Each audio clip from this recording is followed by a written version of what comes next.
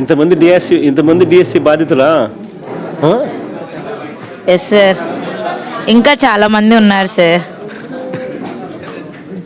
నాకు అదే ఆశ్చర్యం అనిపిస్తుంది నాకైతే. మన హయాంలో మనము ఎన్నికలు అయిపోయిన 4 నెలలకి గాంధీ జయంతి నాటికి, ఎన్నికలు జూన్లో అయిపోయినాయి, గాంధీ జయంతి నాటికి 1,30,000 మనం సచివాలయంలో ఉద్యోగాలు ఇప్పించినాం. ఒక్క క్రిటిసిజం రాలా, ఒక్కడంటే ఒక్కడు కూడా క్రిటిసైజ్ చేసే పరిస్థితికి మనం ఛాన్స్ ఇవ్వాల.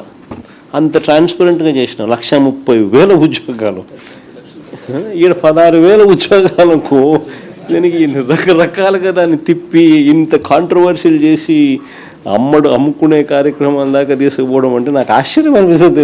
దాన్ని నడిపించిన తీరు. 18 లక్షల మంది అందులో రాస్తున్నారు. అసలు నిజంగా వీళ్ళు ప్రవర్తించిన తీరు చాలా అన్యాయమైన తీరు. నేను ఒక ప్యానెల్ క్రియేట్ చేస్తాం జగదీష్, ఇది అయిపోయినాక సార్. ఇది డీల్ చేసే దానికోసం మన లీగల్ సైడ్ నుంచి మన లాయర్లు ఎవరైతే, మన సీనియర్ అడ్వకేట్లు ఎవరైతే మన దగ్గర ఉన్నారో, సుధాకర్ రెడ్డి, మనం వీళ్ళందరినీ కూడా తీసుకొని వచ్చి ప్యానెల్ క్రియేట్ చేసి ఇక్కడ కల్పనమ్మను, చంద్రశేఖరన్ ఎమ్మెల్సీలు, మన పార్టీ తరఫున టీచర్లు ఎమ్మెల్సీలు ఎవరైతే ఉన్నారో వీళ్ళని కూడా తీసుకొని వచ్చి ఆ కమిటీలో పెట్టి ఇక్కడ మీకు అందుబాటులో ఉండేట్టుగా చేస్తాం. మీకు అన్ని రకాలుగా న్యాయపరంగా మీకు ఖర్చు లేకోకుండా న్యాయపరంగా అన్ని రకాలుగా మనమే దీన్ని ఫైట్ చేసే విధంగా we will take it up. అది చేద్దాం. ఇక్కడ జియో ఫస్ట్ ఏమో ఇచ్చి సార్ ఎటువంటి ఎగ్జామ్ పెట్టుకోకుండా సర్టిఫికేట్ల కేవలము వీళ్ళు ఇష్టారాజ్యంగా దొంగ సర్టిఫికేట్ల ప్రకారము, లేకపోతే వీళ్ళ సర్టిఫికేట్లు ఏదైతే కరెక్ట్ అనుకుంటారో దాని ప్రకారమే ఉద్యోగాలు ఇచ్చే కార్యక్రమాలు చేసినారు. వెరిఫికేషన్ చేస్తారా సార్? ఆ తర్వాత వాళ్ళు ఉద్యోగాలు ఇచ్చేసిన తర్వాత ఆ సర్టిఫికేట్ మళ్ళీ జీవో అది క్యాన్సిల్ చేసి ఇప్పుడు మళ్ళీ ఎగ్జామ్ మీరంతా రాయాలా అని చెప్పి అంటున్నారు. ఫస్ట్ ఏమో వాళ్ళు ఒక జీవో ఇచ్చినారు. అవును సార్. వీళ్ళు ఎలాంటి ఎగ్జామ్కు రాయాల్సిన అవసరం లేదు, వీళ్ళకు ఎగ్జామ్ రాయాల్సిన అవసరం లేకుండా కేవలం వీళ్ళ సర్టిఫికెట్ల ఆధారంగానే మేము అపాయింట్మెంట్ ఇస్తాము అని చెప్పి తర్వాత వాళ్ళు ఇష్టం వచ్చినట్టుగా ఆ కార్యక్రమాన్ని చేసినారు. నువ్వు సర్టిఫికెట్ల ఆధారంగా నువ్వు ఇంకా బలమైన సర్టిఫికెట్ పెట్టినా నీకు ఉద్యోగం ఇవ్వలేదు.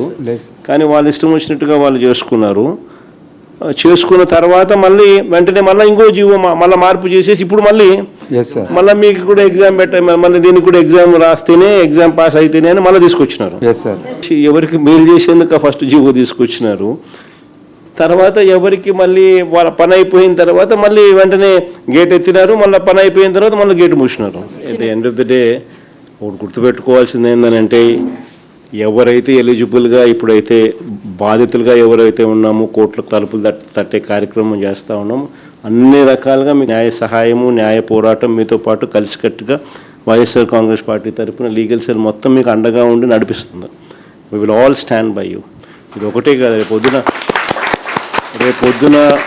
రేపొద్దున అన్యాయం జరిగింది అని అంటే మాత్రం మళ్ళీ మన ప్రభుత్వం వచ్చిన తర్వాత మళ్ళీ ఒకసారి దీని మీద ఒకసారి రీఎంక్వైరీ చేద్దాం. Don't worry, we'll demand for an enquiry తల్లి, we'll demand for CBI enquiry in fact in this. వీళ్ళు పొరపాటున ఏ రకంగా చేయకపోయినా కూడా నాట్ ఓన్లీ ఇప్పుడు ప్రస్తుతానికి నేను చెప్తా ఉన్నాను, ఈ కోర్ట్స్ అనేది ఆశ్రయిస్తూ ఉన్నాం అనేది one part of the story. Matter of only time. కొంచెం ఓపిక పట్టు. ఏడిచినందువల్ల సాధించేది ఏం లేదు, ధైర్యం కోల్పోవడం వల్ల మనం సాధించేది ఏం లేదు. ధైర్యంగా ఉండండి. Matter of only time. 3 ఏళ్ళు కళ్ళు మూసుకుంటే కళ్ళు అయిపోతుంది. మనం వచ్చిన తర్వాత ఎగ్జాక్ట్లీ ఎవరెవరైతే ఈ రకంగా బాధితులుగా ఉన్నారో మీ స్పెసిఫిక్ కేసెస్ మీదనే ఒక ప్రత్యేక కమిషన్ వేసి ఎంక్వైరీ చేపిస్తాం. నేను చెప్తా ఉన్నాను కదా, ఎక్కడ కూడా అన్యాయం అనేది ఎవరికి జరిగినా కూడా we will repair the system. We will ensure that everybody is posted back. So బాధపడితే సాధించేది ఏమైనా గుర్తుపెట్టుకో. ఈ మనం పోరాటం చేస్తేనే మన సమస్య అనేది హైలైట్ అవుతుంది, అందరి దృష్టికి వెళ్తుంది, న్యాయం అనేది జరుగుతుంది. న్యాయం అనేది కూడా మనం పోరాటం చేయకపోతే జరగదు. It can only be justice can only be delayed, it cannot be denied. అది ఒక్కటి ఖచ్చితంగా గుర్తుపెట్టుకో, దేవుడు ఎప్పుడైనా కూడా మనకు తోడుగా ఉంటాడు. Don't worry about it. God will help us, God will guide us. అలాంటప్పుడు 1:1 వెరిఫికేషన్ పిలవకూడదు సార్, మమ్మల్ని అక్కడే ఆగిపోయి ఉంటాం సార్.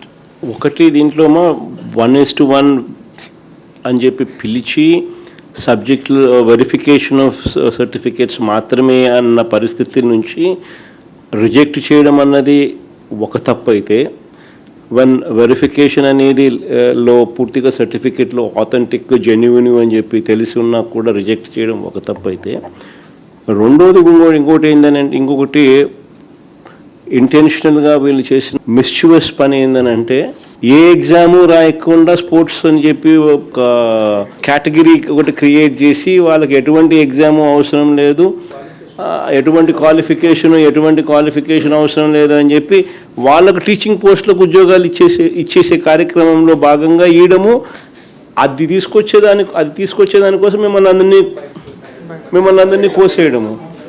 దాని తర్వాత మళ్ళీ సేమ్ థింగ్ను మళ్ళీ క్రిటిసిజం వస్తుందేమో అని చెప్పి వాళ్ళ పని అయిపోయిన తర్వాత మళ్ళీ గేట్లు మూసేసినారు.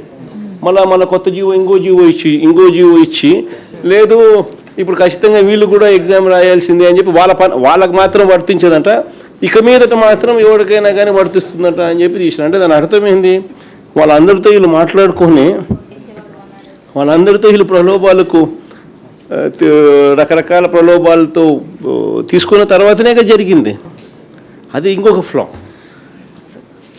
3 months బయటికి రాలేకపోయాం సార్. అసలుకి చాలా సఫర్ అయ్యాం సార్. నాతో పాటు మా పేరెంట్స్ కూడా సఫర్ అయ్యారు సార్. ధైర్యంగా పడతారు.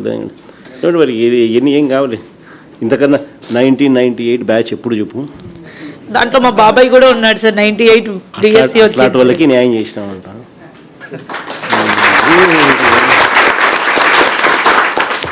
దీని గురించి బాధపడతావు ఎందుకు, కొంచెం ఓపిక పట్టు. Thank you sir. ఎన్ని పద్ధతుల్లో వీళ్ళు చేసినారు స్కాములు అని చెప్పడానికి నిదర్శనాలు, ఫస్ట్ ర్యాంక్ వచ్చిన వానికి, జిల్లాలో ఫస్ట్ ర్యాంక్ వచ్చిన వానికి ఉద్యోగం ఇలా. ఎందుకు ఉద్యోగం ఇవ్వలేదు అని అంటే వీళ్ళు చెప్పేది వెరిఫికేషన్కి రాలేదని. వెరిఫికేషన్కి రానోడు కోర్టుకు పోయి నాకు ఉద్యోగం ఎందుకు ఇవ్వడం లేదు అని చెప్పి కోర్టుకు పోయి కార్యక్రమం చేసినాడు అని అంటే, ఫస్ట్ పేపర్లు లీక్ కాడ నుంచి జరుగుతూ ఉంది. ఇలా కావాల్సిన వాళ్ళకు ఫస్ట్ పేపర్లు లీక్ ఇచ్చి కొంతమందిని తెచ్చుకునే కార్యక్రమం, తర్వాత రకరకాల పిచ్చి జియోలు ఇచ్చి ఎలాంటి క్వాలిఫికేషను అవసరం లేదు అని చెప్పి ఏకంగా జియోలు ఇష్యూ చేసి గేట్లు ఎత్తడము, గేట్లు తీసేయడము, ఆ పద్ధతిలో కూడా మళ్ళీ తీసుకొచ్చే కార్యక్రమం చేయడంతో గందరగోళం క్రియేట్ చేసినారు. సో ఇక్కడేమో 1:1 అని చెప్పి పిలిచి సర్టిఫికెట్స్ వెరిఫికేషన్ మాత్రమే ఫార్మాలిటీ అనేది పెండింగ్లో ఉండగా, సర్టిఫికెట్లన్నీ పర్ఫెక్ట్గా ఆథెంటిక్గా ఉన్నాయని తెలిసినా కూడా మళ్ళా ఉద్యోగం ఇవ్వకోకుండా ఎగరగొట్టే కార్యక్రమాలు చేసినారు. ప్లస్ మిమ్మల్ని ఎగరగొడుతూ ఫిల్అప్ చేసినట్టు చూస్తే మోస్ట్ అబ్జర్వ్డ్ పేర్లు ఎక్కడెక్కడో ఏదో క్వాలిఫికేషన్లో ఉన్న వాళ్ళని తీసుకొని వచ్చి ఇచ్చిన పరిస్థితులు కూడా కనిపిస్తూ ఉన్నాయి. వాళ్ళ క్లారిఫికేషన్ అడిగితే అసలు లెక్కలేనితనంతో క్లారిఫికేషన్ ఇస్తాను. మీరు అడిగేది ఒక క్వశ్చన్ అడుగుతారు, వాడు క్లారిఫికేషన్ ఇచ్చేది మీరు అడిగిన భాష అర్థం కానట్టుగా ఏదో ఒక వేరే ఆన్సర్ చూస్తే వేరే మాదిరిగా ఇంకొక క్వశ్చన్కి సంబంధించిన ఆన్సర్ ఇస్తూ ఉన్నారు. అంటే లెక్కలేనితనంతో ఆన్సర్ ఇస్తూ ఉన్నారు. మీ అందరికీ మళ్ళీ ఒకసారి చెప్తా ఉన్నాను, మనకు మాట్లాడగలిగిన వాళ్ళు బహుశా నా దగ్గరికి కొంతమంది రాగలిగినారు, చాలామంది కొన్ని వేల మంది చాలామంది బహుశా రాలేని పరిస్థితిలో కూడా ఉన్న వాళ్ళు కూడా చాలామంది కూడా ఉండొచ్చు. బట్ ప్రతి ఒక్కరికి కూడా నేను భరోసా చెప్తాను. ఇక్కడ ఒక కోఆర్డినేషన్ కింద ఇట్లా ఇద్దరు ఎమ్మెల్సీలు, వీళ్ళిద్దరు టీచర్స్ ఎమ్మెల్సీలే, చంద్ర అండ్ కల్పనమ్మ. వీళ్ళకి తోడు మన స్టూడెంట్ వింగ్ నుంచి ప్లస్ మన లీగల్ సైడ్ నుంచి కూడా మన పార్టీ లీగల్ సైడ్ నుంచి కూడా లాయర్లు అందరినీ కూడా ఎంపానల్ చేసి ఒక కమిటీని ఫామ్ చేసి ఇక్కడ పెడతాం. ఎవరికి ఏ సమస్య వచ్చినా కూడా ఎనీ లీగల్ హెల్ప్, మీరు ఎవరికి రూపాయి కూడా డబ్బు ఖర్చు కాకుండా వీళ్ళే లీగల్గా కోర్టులలో కేసులు వేసి మీ తరపున వాద్యం చేసేట్టుగా వీళ్ళందరినీ కూడా పురమాయిస్తూ ఉన్నా. సో వీళ్ళందరూ కూడా దానికి అన్ని రకాలుగా కూడా చేస్తారు, చేసి కోర్టులో కొట్లాడే కార్యక్రమం చేస్తాము. మరోవైపున సిబిఐ ఎంక్వైరీ కూడా గట్టిగా అడిగే కార్యక్రమం కూడా చేస్తాము. ఇవన్నీ ఒక ఎత్తు.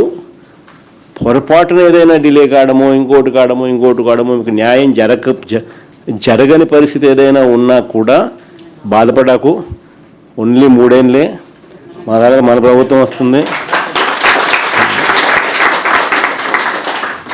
వచ్చిన వెంటనే ఒక కమిటీ వేస్తాము, మీ అన్ని కేసెస్ దానికి రెఫర్ చేస్తాము, చేసి ప్రతి ఒక్కరికి కూడా న్యాయం జరిగేట్టుగా 98 బ్యాచ్ ఏ రకంగా న్యాయం జరిగిందో మీ అందరికీ కూడా మళ్ళీ ఖచ్చితంగా అర్హత ఉన్న ప్రతి ఒక్కరికి కూడా మీ అందరికీ న్యాయం జరిగేట్టుగా కూడా చేస్తాం.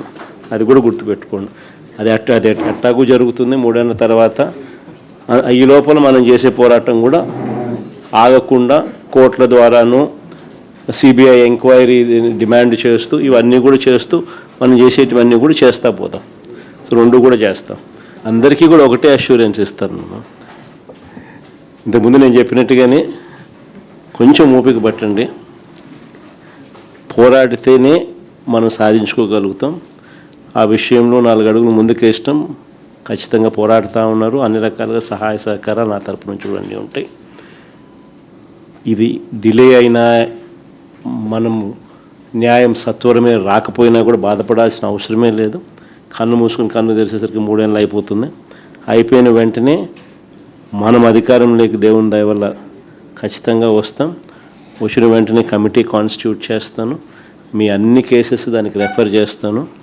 1:1 కింద పిలిచి వెరిఫికేషన్ ఆఫ్ డాక్యుమెంట్స్ మాత్రమే పెండింగ్లో ఉన్న పరిస్థితుల్లో మీ అందరికీ కూడా జెన్యున్ డాక్యుమెంట్స్, ఆథెంటిక్ డాక్యుమెంట్స్ ఉన్న పరిస్థితి ఉన్న నేపథ్యంలో ఉన్న వాళ్ళందరికీ కూడా ఖచ్చితంగా జరిగించాల్సింది జరగాల.